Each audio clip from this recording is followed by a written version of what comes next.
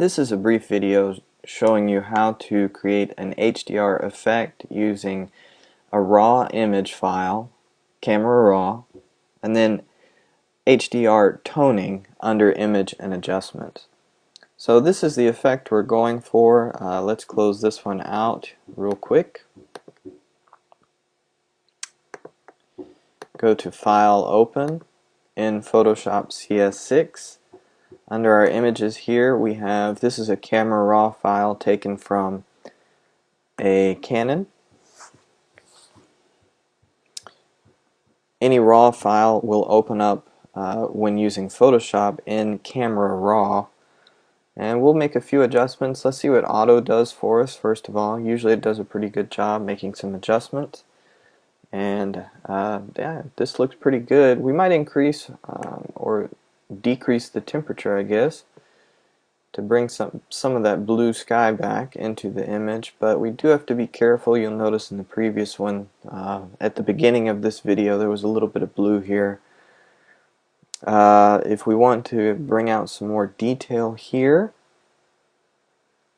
then we might increase the exposure just a little bit.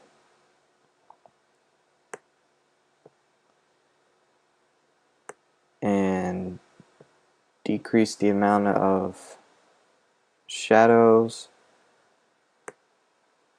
decrease the amount of black there, and let's increase the vibrance, see if we can bring back some of that blue sky, and increase the saturation as well. So we'll open the image. It will process the raw image.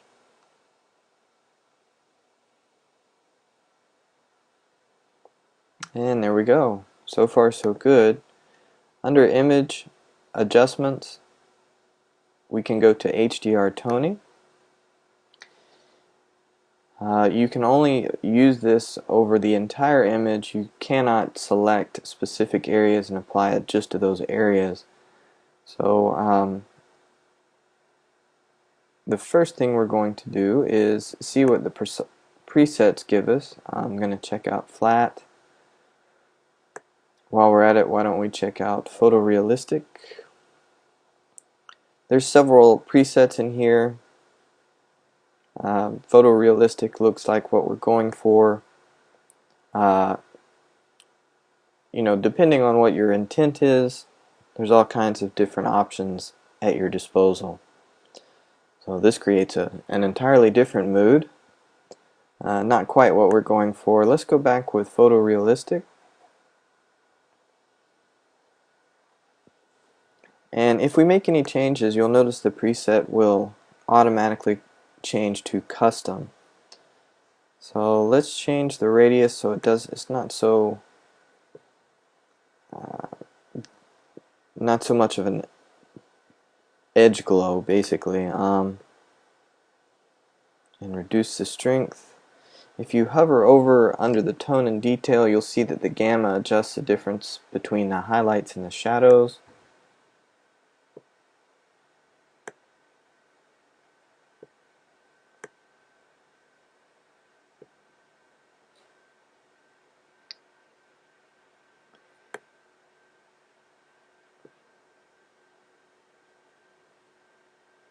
And if we increase the detail just a bit, it really brings out this stonework here.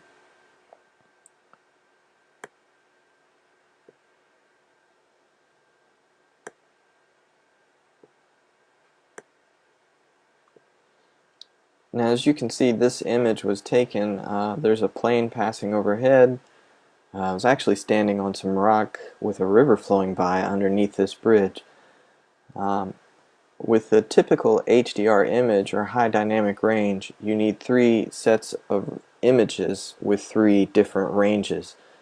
That way you can get more detail in your image.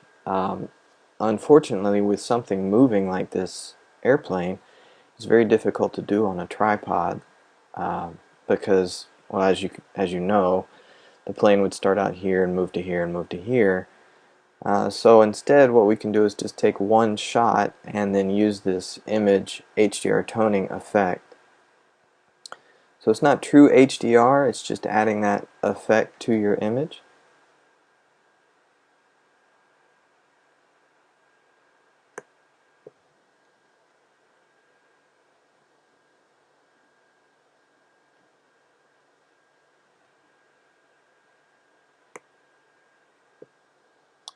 So with a few more adjustments,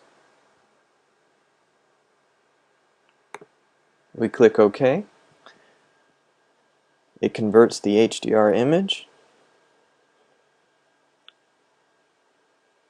and once you're satisfied with your results, you have the HDR effect using a raw image, a single raw image, and it brings out a lot of the detail here, giving it that almost surrealistic look.